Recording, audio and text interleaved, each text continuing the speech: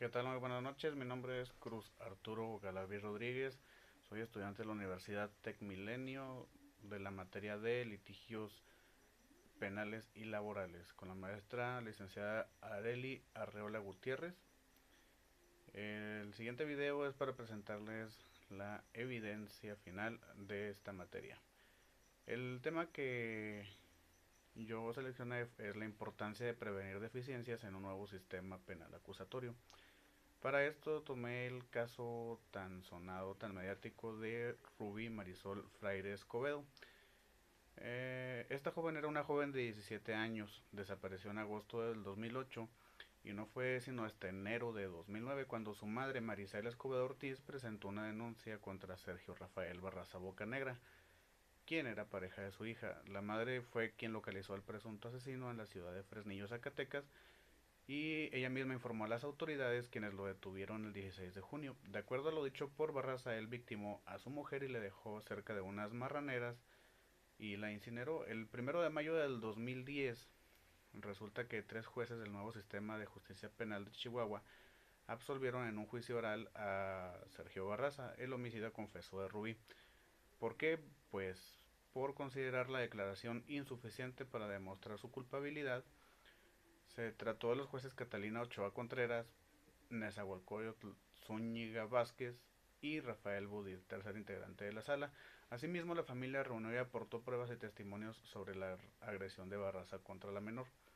En este caso, las partes involucradas son como víctima Rubí Marisol Fraire Escobedo, la ofendida era Marisela Escobedo Ortiz, el imputado, en este caso Sergio Rafael Barraza Bocanegra, y por parte de la representación del Estado, el Ministerio Público, los jueces de control y el Tribunal de Juicio Oral, que era conformado por los jueces anteriormente descritos. El delito que se persiguió en este caso fue el de homicidio.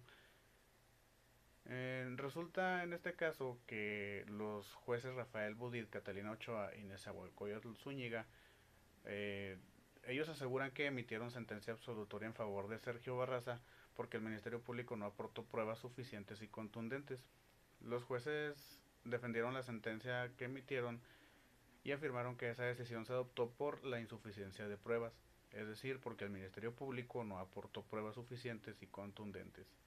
Sostuvieron que es falso que en el expediente conste la confesión del inculpado, lo que hay son solamente testimonios de oídas y que no tenían ningún valor probatorio. Precisaron que la función del juez en un juicio oral no es investigar ni ayudar a alguna de las partes a demostrar su postura, ni dar eficacia a las pruebas que no reúnen los requisitos legales, porque el hacerlo así sería juzgar a partir de pruebas ilícitas violando la Constitución. En relación a lo anterior, comentaron que no existió confesión. Eso es totalmente falso, pues el imputado hizo uso de su derecho a no declarar y por tanto jamás admitió culpabilidad ante el Ministerio Público o ante los jueces.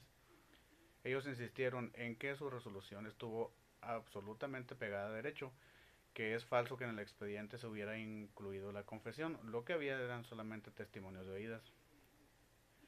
Los jueces destacaron que desecharon esas pruebas porque no eran contundentes y en el artículo 331 del Código Procesal Penal del Estado de Chihuahua se dispone que los elementos de prueba no tienen valor si son obtenidos por un medio ilícito. Establece además que la declaración del imputado solo va a tener validez si es presentada voluntariamente ante el Ministerio Público o un juez y asistido este por un defensor,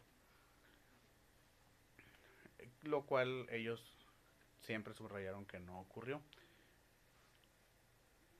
Este, a partir de eso, la jueza Ochoa defendió el sistema penal oral y dijo que este es bueno, es más transparente, pero lo que hace falta es más capacitación a policías y agentes del Ministerio Público. Sostuvieron que ellos jamás declararon inocente o culpable a Sergio Rafael Barraza, solo lo absolvieron por insuficiencia de pruebas, porque el Ministerio Público nunca hizo bien su trabajo. Viendo cómo se desenvolvió el caso, podemos decir que se incluyen varios conceptos, entre estos el cambio en el sistema de enjuiciamiento en Chihuahua, precisamente porque eran las primeras ocasiones en que se hacían juicios orales en el estado, fue por lo que pasó esta cuestión. El principio de publicidad, que es en apego a este principio el que hizo que fuera mediático a tal grado el caso. El principio de inmediación es el que se deja de facto, de hecho, en el que estuvieron involucradas todas las partes necesarias para el desahogo del proceso. Y así tenemos varios conceptos que se manejaron durante los temas de la materia que pueden verse aquí en este caso, como por ejemplo el desahogo de pruebas, los derechos de la víctima u ofendido, el juez de control, caso urgente, presunción de inocencia, fase escrita de la etapa intermedia, etcétera. Los aspectos procesales principales que se manejan dentro del caso es primeramente la etapa de investigación inicial. De acuerdo al Código Nacional de Procedimientos Penales, en el artículo 211, la investigación comprende las fases inicial y complementaria. Precisamente durante las etapas de investigación es en las cuales la ofendida Maricela Escobedo se presenta a interponer la denuncia o querella correspondiente contra Sergio Rafael Barraza Bocanegra, quien era pareja de su hija y quien le estaba ocultando el paradero de su hija Rubí. Otra de las etapas es la actuación del Ministerio Público. Según el artículo 131 del Código Nacional de Procedimientos Penales, hace referencia a la actuación del Ministerio Público, la cual es de vital importancia ya que desde que se recibe la denuncia su trabajo consiste en investigar los hechos, también en aportar elementos que integren la carpeta de investigación con sus correspondientes medios de prueba. En este caso que nos atañe no sucedió ya que la integración de la carpeta no fue la adecuada al no recibir la declaración en presencia de un abogado defensor. Otra de las etapas que hacemos alusión es la etapa de investigación complementaria. De acuerdo con el artículo 307 del Código Nacional de Procedimientos Penales, esta etapa consiste en realizar la audiencia inicial ante el juez de control. En esta se revisa que la detención se haya hecho con apego a la ley, haciéndole saber al imputado sus derechos al momento de detenerlo y que le hayan hecho de su conocimiento que se le acusa de alguna situación.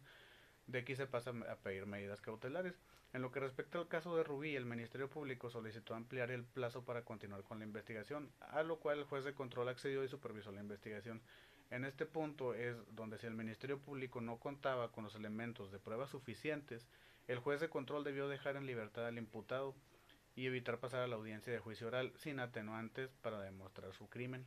Precisamente es aquí en esta parte donde no se integra bien la carpeta de investigación y se ocasiona que el tribunal que llevó a cabo el juicio oral absolviera al imputado al no contar con elementos de prueba de la declaración dentro de la carpeta de investigación del Ministerio Público.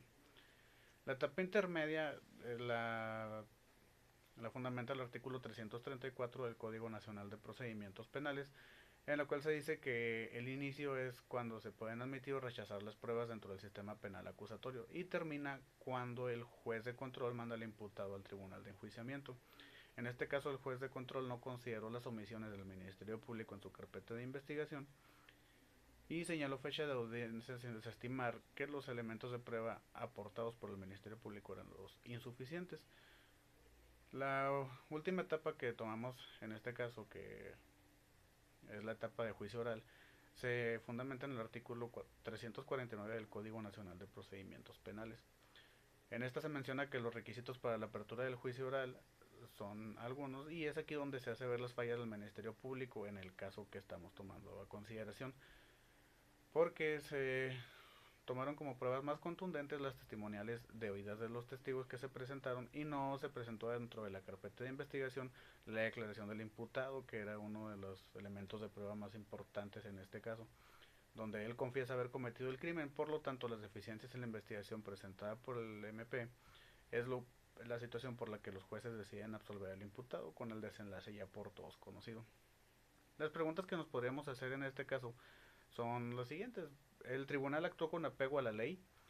Pues en realidad, tomándolo de un punto de vista estricto, sí, pero en realidad no lo fue, ya que al ver las deficiencias con las que el juez de control participó de su labor, ellos hicieron caso omiso a las pruebas y señalamientos desestimándolos y por consiguiente dejaron en libertad a Sergio Rafael Barraza por considerar que faltaban elementos de prueba para señalar su participación material en el homicidio de la señorita Rubí. ¿Qué consecuencias tuvo esta resolución?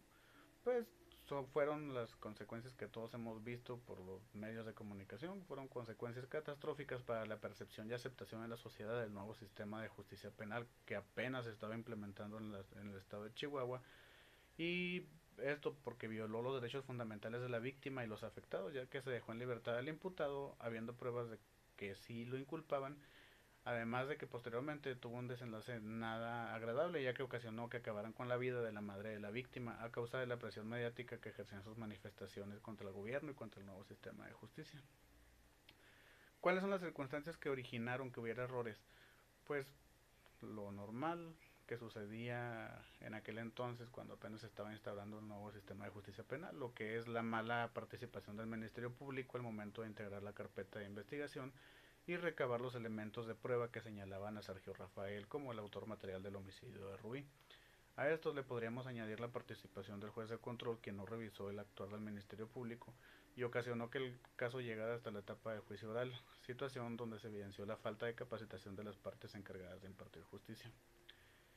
Los elementos de prueba en realidad señalaban a Sergio Rafael como el autor del homicidio de Rubí, pues de hecho sí, se contaba con todos los elementos de prueba necesarios que señalaban al imputado como el autor del homicidio, pero debido a la mala integración de la carpeta de investigación por parte del MP, fue exactamente esta la razón que provocó que el tribunal lograra absolverlo y dejarlo en libertad.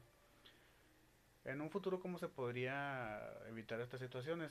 Sencillamente capacitando a las autoridades principales que intervienen dentro de los procesos del sistema penal acusatorio, beneficiando con una preparación de forma apropiada que cumpla con los requisitos de forma y fondo y proceso que este nuevo sistema exige para evitar omisiones y de esta manera evitar que casos tan mediáticos como el de Rubí Marisol Fraire Escobedo puedan volver a repetirse, ya que desafortunadamente hay casos que sientan un precedente al respecto de esto y las fibras sensibles que tocan, y este precisamente fue uno de ellos.